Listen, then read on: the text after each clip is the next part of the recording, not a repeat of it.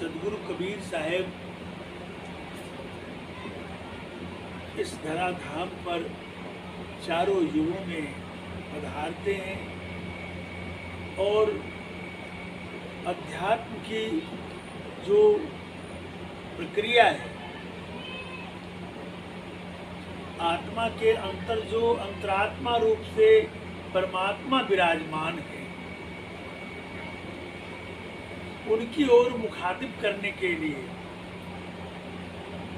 आत्म चेतना को इंद्रियजन्य विषयों से उन्मुक्त कर लौटने के लिए जो प्रयास किया है वह अद्वितीय प्रयास है। हम सभी बंदी छोड़ सदगुरु के अनुचर हैं। उनकी बातों को, उनके ज्ञान को आप सबों के बीच रखता हूँ और यह बताता हूँ कि वास्तव में सदगुरु एक ही है विश्व में। संत मलुकदास ने कहा है, हाँ, चार दाग से सदगुरु न्यारा, अजरा अमर शरीर, दास मलुक सलूक कहते हैं, खोजो खसम करके। दाग चार प्रकार के होते हैं, गर्भाग्नि, जठराग्नि, चिताग्नि और कामाग्नि। चार प्रकार की आग है संसार में, उसमें दग्ध होने के लिए सारे जीव दग्ध होते हैं और जो इन चार दागों से अलग हैं वही सदगुरु है। जिसे भूख प्यास नहीं लगती वह जठराग्नि उसके अंदर नहीं है। कामाग्नि, इसके अंदर वासनाएं नहीं है, वह निर्विषय है, वह निर्वासना है, वह इस संसार में अद्वितीय है, अलग है। और जठराग्नि, कामाग्नि और चिताग्नि, जिसको चिता में नहीं जलाया जा सकता। जीवात्माओं को लोग चिता में जलाते हैं, कब्र में देते हैं, लेकिन इन सब से वो न्यारे हैं। जिनका शब्द स्वरूप शरीर है, वह अपनी इच्छा से इस संसार में जीवों के बीच प्रकट होकर के वह सत्पुरुष का दर्शन कराते हैं, अमर लोक ले जाते हैं जीव को चेताकर। वह अमरलोक जिसे हम चेतन लोक कहते हैं, चेतन लोक को ही अमरलोक कहते हैं, वह सर्वत्र व्यापक है, कहीं खाली नहीं है, अविगत है। उस सत्ता को सर्वेश्वर कहते हैं, सर्वसाक्षी सर्वनियंता कहते हैं, सर्वाधार कहते हैं। उसी से मिलाकर उसमें तदाकार करने के लिए सदगुरु प्रकट होते हैं। वो सदगुरु इन चार दागों से न्यारा है, पर संसार में जितनी आत्माएं, जितनी जीवात्माएं हैं, सब में दाग लगे, सब में दाग लगते ही हैं। लेकिन सदगुरु चार दाग से सदगुरु न्यारा, अजरा अमर शरीर, उसका शरीर जो है अजर है, अमर है, वह मृत प्राय नहीं होता। जो संसार में जिस सत्य है वह मृत्यु है और वह मृत्यु उसमें व्यापता नहीं है। अजरा अमर शरीर, दास मलुक सलूक कहते हैं। संत मलुकदास जी कहते हैं कि मैं जो ये बात कह रहा हूँ यह सदगुरु कबीर में देखा जाता है। सदगुरु कबीर इन सभी दागों से न्यारा है। वो सदगुरु संसार में आते हैं, जीवात्माओं को ज्ञान देते हैं और अमरलोक ले जाते हैं, अमृत पिलाकर अमर कर देते हैं। और यहाँ पर जितने जीवात्माएं हैं सभी काल की भक्ति कर रहे हैं, काल का ग्रास बनते हैं और काल गति को प्राप्त होते हैं। इन काल से छुड़ाकर जीव को दयाल के पास भेज देना सदगुरु का ही काम है। सदगुरु दयाल के पास भेज देते हैं। काल के यहाँ क्या है कि दया नहीं है, यहाँ तो युद्ध है, लड़ाइयाँ हैं, आपस में देखते हैं, इतिहास को देखिए, लड़ा करके 18 क्षोणी सेना को मरवा दिया। ये तो प्रकट दर्शन है। रामचंद्र भी धनुष उठाए, किसी को हित किया, किसी को अनहित किया, किसी की बुराई की, किसी का भलाई की। और ये देखने के भी आता है, इन्हें जन्म भी लेना पड़ता है, कर्मों का भोग भी भोगना पड़ता है। शास्त्रों में ही लिखा हुआ है, कर्म प्रधान विश्व करी राखा, जो जस करे तासु फल चाका। तो इन्होंने जैसा किया फिर ये भोगने भी आते हैं, बार बार अवतार लेकर भोगते हैं। तो इनसे परे कबीर साहब का दर्शन है। कबीर साहब इन सबसे परे का दर्शन करते हैं, कराते हैं। कबीर साहब ने जीवात्माओं को, उन्हें 52 कसनी दी गई, 52 प्रकार की मौत की सजा दी गई, लेकिन नहीं मरे, क्योंकि मरने वाले जीव थे ही नहीं, वो तो अमर अजर अमर थे, इसलिए वो नहीं, उनका कुछ भी नहीं बिगड़ा। अंत में वही फेंक तकी उनके चरण में घुटने टेक कर आए। जब शेख तकी के बेटी कमाली कब्र में थी, 7 दिनों से पड़ी हुई, तो सदगुरु कबीर साहब से मिन्नत किया कि आप अगर इन्हें जिंदा कर दें तो मैं आपके शरण हो जाऊं। 52 प्रकार की मौत की सजा देने के बाद उन्होंने ऐसा कहा। तो सदगुरु में दया ही, दया के स्वरूप थे, वो दयाल ही थे, इसलिए वो उन्होंने कहा कि चलो ठीक है, देखते हैं। और 7 दिन की कब्र में गई कमाली को निकाला और कहा, कमाली शेख तकी के नाम से आजा, बाहर आजा। नहीं आई। तब अंत में कबीर के नाम से आजा, तो बाहर आ गई। जैसे ही प्रणाम किया तो उधर से शेख तकी दौड़े, हाय मेरी बेटी जान जिंदा हो गई। बेटी ने उन्हें कहा कि आप वहीं रुक जाओ, आपने तो मुझे कब्र में डाल ही दिया, आप कैसे पीर हो तो मुझे कब्र में डाल दिया, और ये कैसे पीर हैं जिन्होंने कब्र से 7 दिन पे सड़े हुए शरीर को भी जिंदा कर दिया। यही हमारे पिता हैं, गुरु हैं, परमात्मा है, सब कुछ है हमारे। और कमाली साहब के कुटिया में रह गई और सेवा करती रही। तो इसका मतलब यह है कि सदगुरु कबीर साहब ही सदगुरु हैं। सदगुरु कबीर साहब रामानंद को भी चेताए। रामानंद ब्राह्मणों को शिक्षा देते थे, ब्राह्मण उनसे शिक्षा लेकर लाभान्वित होते थे, और दूसरी बिरादरी के किसी भी व्यक्ति को वो शिक्षा नहीं देते थे, और शुद्धों से मिलते नहीं थे, पर्दे की ओट से मिलते थे, उसकी छाया न पड़ जाए तो मैं अपवित्र हो जाऊंगा, इतना भय था। तो कबीर साहब ने उनके मिथक को तोड़ा, उनके पास गए और उन्हें चिताया, कैसे कैसे षड्यंत्र करके बालक रूप बन करके पंचगंगा घाट के सीढ़ी पर लेट गए, और जब रामानंद का पैर उसके सिर पर पड़ा तो वो चिल्लाए, रोने लगे। तो गोद में उठा के कहा, बेटा राम राम बोलो, राम राम बोलो बेटा। और उनका माला जो था उनके गले में चला गया।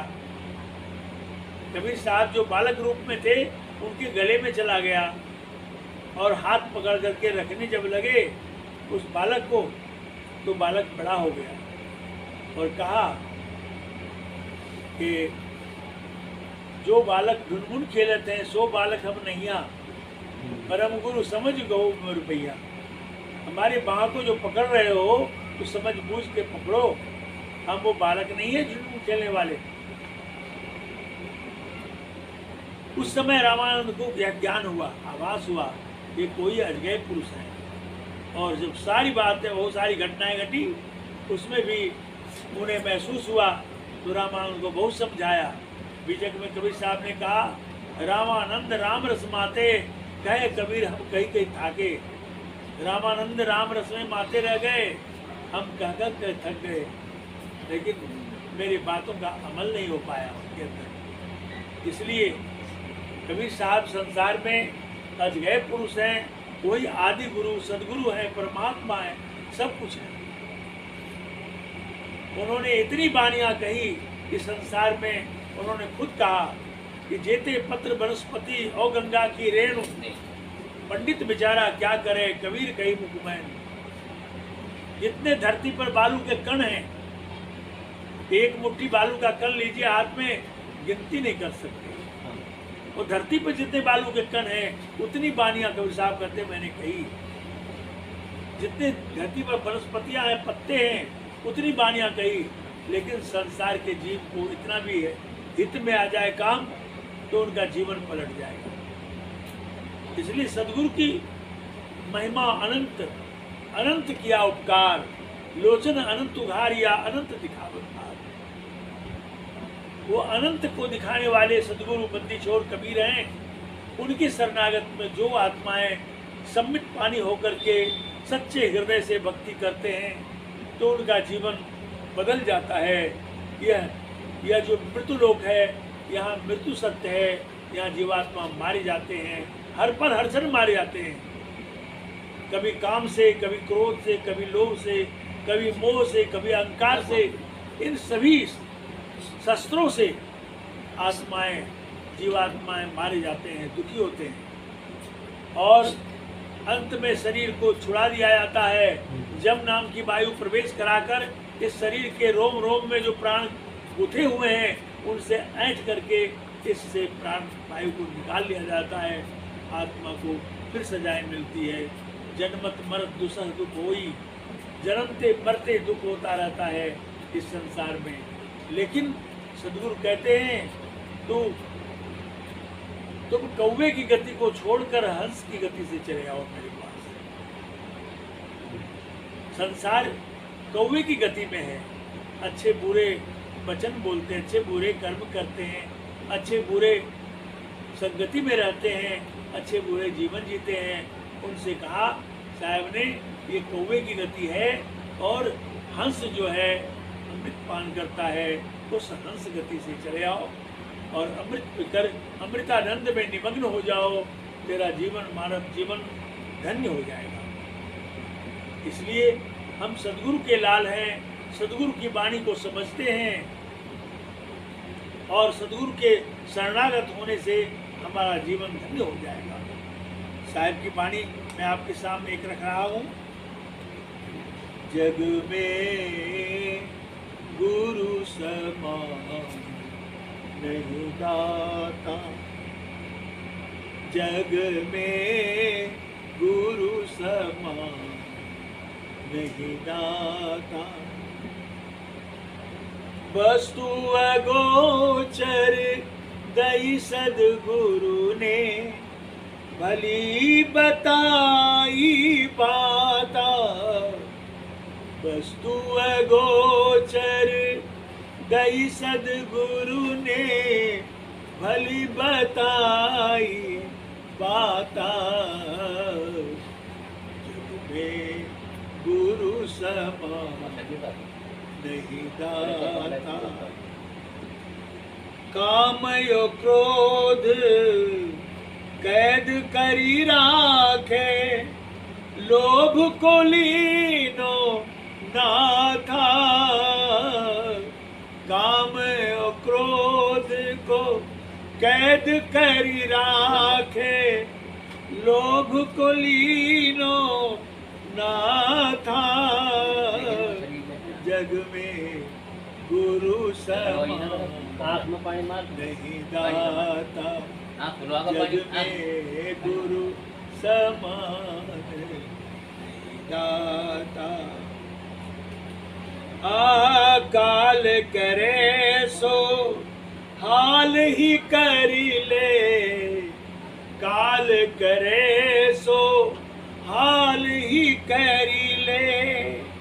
फिर न मिले यह साथा, हो काल करे सो हाल ही करिले फेर न मिले यह साथा 84 में जाए गिरोगे 84 में जाए गिरोगे उगतो दिन और राता जग में गुरु समान नहीं दाता जग में गुरु समान नहीं दाता शब्द पुकार पुकार कहत हैं कर ले संतन साथा शब्द पुकार पुकार कहत हैं कर ले संतन साथा सुमिरन बंदगी करो साहिब की सुमिरन बंदगी करो साहिब की काल नवावे माथा जग में गुरु समान नहीं दाता जग में गुरु समान नहीं दाता आपस में हो कहे कबीर सुनो धर्मदासा मानो बचन हमारा कहे कबीर सुनो धर्मदासा मानो बचन हमारा पर्दा खोली मिलो सदगुरु से पर्दा खोली मिलो सदगुरु से उतरो भव जल पारा जग में गुरु समान नहीं दाता जग में गुरु समान नहीं दाता साहब कहते हैं कि जग संसार में गुरु के समान कोई दाता नहीं देने वाला नहीं गुरु के समान संसार में गुरु के समान कोई देने वाला नहीं है किसी की औकात नहीं है देने की किसी को हिम्मत नहीं देने की शक्ति नहीं है किसी को जो गुरु देते हैं लेकिन है क्या इसमें शिष्य तो ऐसा चाहिए गुरु को सब कुछ दे और गुरु भी ऐसा चाहिए शिष्य से कुछ नहीं ले शिष्य अपने जीवन प्राण अर्पण कर देते हैं गुरु के चरणों में और गुरु ऐसे होते हैं कुछ नहीं लेते उसे और लौटा देते हैं ऐसा चाहिए तो गुरु के दरबार में साहिब के दरबार में कमी काहू का नाई बंदा तो पावे नहीं चूक चाकरी में चूक है सेवा में चूक है तो नहीं मिलता नहीं तो साहिब के दरबार में कोई कमी नहीं उसे कहते हैं साहिब कहते हैं कि पर्दा खोल मिलो सदगुरु से उतरो भवजल पार पर्दा खोलने की बात कर रहे हैं कौन सा पर्दा है देखिए आत्मा के ऊपर पर्दा है बताया वो स्थूल शरीर का पर्दा है हाड़ बांस का जो देह ये पर्दा है इसके अंदर सूक्ष्म शरीर का पर्दा है इसके अंदर कारण शरीर का पर्दा है उसके अंदर महाकारण शरीर का पर्दा है उसके अंदर कैवल्य का पर्दा है इन पर्दों के बीच भीतर आत्मा छिपी हुए हंस इन पर्दा को हटा करके तब पर्दा खोल मिलो सदगुरु से पर्दा को खोल कर सदगुरु से मिलो साहिब कहते हैं और कहते हैं उतरो भवजल पार फिर तो भवसागर से पार उतर जाएंगे कोई बंधन नहीं है कोई रुकावट नहीं है, उसके बाद तो पार हो ही गए। साहब कहते हैं गुरु के समान कोई दाता नहीं है संसार में। वस्तु अगोचर दई सदगुरु ने भली बताई बात। अगोचर, अगोचर मतलब क्या होता है? गो मने इंद्रिया, चर मने पहुंच। इंद्रियों और मन, इंद्रियों से पहुंच से बाहर, जहाँ तक मन नहीं पहुंच सकता, इंद्रियां पहुंच नहीं सकती, वहाँ उस अवस्था को कहते हैं अगोचर। वस्तु अगोचर दई सदगुरु ने भली बताई बाता। इतना सुंदर बात साहब ने बताया कि अगोचर वस्तु सदगुरु देते हैं। क्या देते हैं? भजन भेद। कहते हैं आप इसमें लक्षित हो जाओ, कहीं मत भटको, कहीं मत जाओ। अब तो 33 करोड़ देवता के पीछे लोग पागल हो, और आपके अंदर ही परमात्मा बसते हैं। उसको छोड़ करके कहाँ जाते हैं? मंदिर मस्जिद में, गिरजाघर गुरुद्वारा में पूजा करते हैं, फूल पत्तियों से मन नहीं चढ़ाते, फूल चढ़ा देते हैं। आप भी ठगते हैं, ठगाते हैं। परमात्मा को चढ़ाने के लिए क्या है? मन। आपका सबसे शाश्वत मित्र कौन है? मन। मन ही आत्मा का सबसे बड़ा सब कुछ है, साधन है संसार में चलने के लिए। मन ही इंद्रियों से, इंद्रियों के विषयों में घुमाता फिरता है। वह गुरु चरणों में मन को डालते नहीं है। सब कुछ डाल देते हैं, पैसे, धन, दौलत सब कुछ दे देते हैं, लेकिन मन नहीं देते। मन नहीं देने का मतलब है कि छल करना। अब मन दे दिया तो सब कुछ दे दिया, बाकी क्या रहा? जब गुरु को मन दे दिया तो कुछ बाकी नहीं रहा। तब तो आपका एक कदम नहीं उठेगा बिना आज्ञा का। जैसे जनक ने अष्टावक्र को दे दिया था मन। अष्टावक्र ने कहा कि घोड़े के दूसरे रकाब पर पैर मत बढ़ाओ, तुमने मन दे दिया है, इंद्रियों का मालिक मन है, तो पैर भी इंद्रियां क्यों बढ़ा रहे हो? रुक जाओ। एक ही रकाब पर पैर रख कर के खड़े रह गया, और उसी जगह राजा जनक को अष्टावक्र ने ब्रह्म ज्ञान दे दिया और समाधि लगी। अब घोड़े की भी समाधि लगी, उसकी भी समाधि लग गई। अचल हो गए, चल नहीं पाया कोई, स्थिर समाधि से तोड़ा गया उन्हें। तब उन्हें वो निहाल हो गए थे। कहा गुरुदेव आपने सब कुछ दे दिया। तो इसलिए कहा वस्तु अगोचर दई सदगुरु ने भली बताई बाता। अगोचर वस्तु दी सदगुरु, वह मार्गदर्शन दिया जहाँ पर कि मन की पहुंच नहीं है, इंद्रियों की पहुंच नहीं है, आपकी केवल पहुंच हो सकती है। तो वहां जाने के लिए सदगुरु ने सब रास्ता बता दिया। तो गुरु के समान कौन सा दाता हुआ? कोई नहीं दाता है। फिर कहते हैं काम और क्रोध को कैद करी राखे, लोभ को लीनो ना था।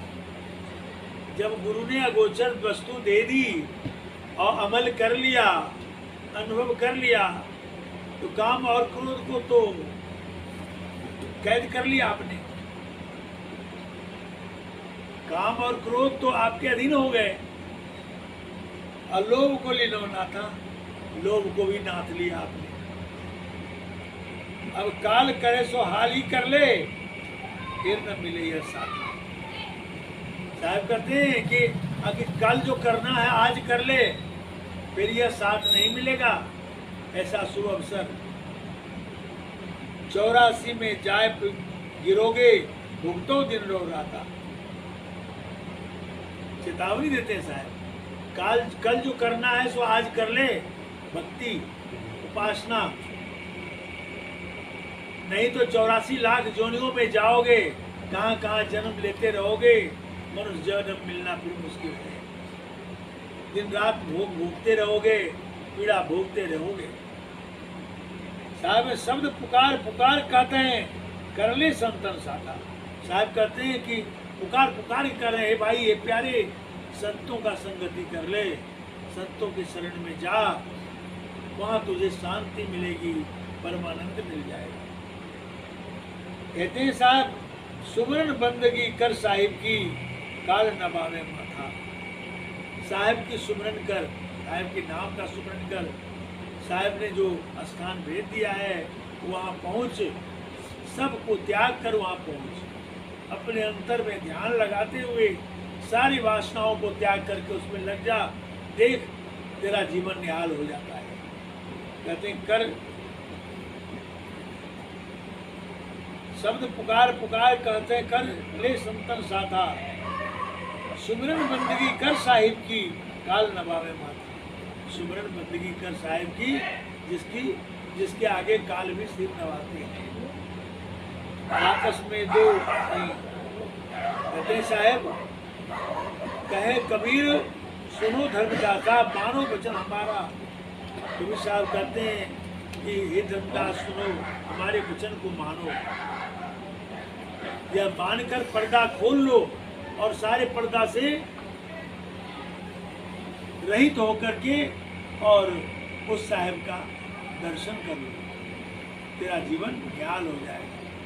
पर्दा खोली मिलो साहेब से, पर्दा खोल करके साहेब से मिलो। पर्दा कौन कौन है यही पता है, स्थूल का, सूक्ष्म का, कारण का, महाकारण का, केवल का, ये जो 5 पर्दे हैं हमारी आत्मा के ऊपर ढका हुआ, इन पर्दे को हटा करके और अंतर्मुख होकर के और क्या कहते हैं, वापस लौट चलो अपने गुरु के लक्ष्य में लक्षित होकर के, और इस धर से अधर में चले जाओ, और उधर में जो तुम्हारे साहेब द्वादश कोष में बसते हैं, वहाँ सर्वव्यापी सत्ता से तदाकार मिल जाओ। यह साहेब कहते हैं। इसलिए हमें साहेब पर भरोसा है, हम सबों को साहेब पर भरोसा है। साहेब की बंदगी भक्ति करते हुए उनके लक्ष्य में रहें, क्योंकि वो दयाल पुरुष है, काल नहीं है। काल के यहाँ तो सजा है, पर दयाल के यहाँ सजा नहीं है। भूल भ्रम भी हो जाए तो सजा नहीं है, काल सजा देता है। इसलिए दयाल की भक्ति करनी चाहिए। जब दयाल की भक्ति करेंगे तो काल क्या बिगाड़ सकेगा आपका? कोई नहीं बिगाड़ सकता, क्योंकि दयाल के अधीन ही काल भी है, उससे बाहर नहीं है। इसलिए दयाल की भक्ति करनी चाहिए। इतना ही कहकर के मैं बात को विराम देता हूँ। साहिब।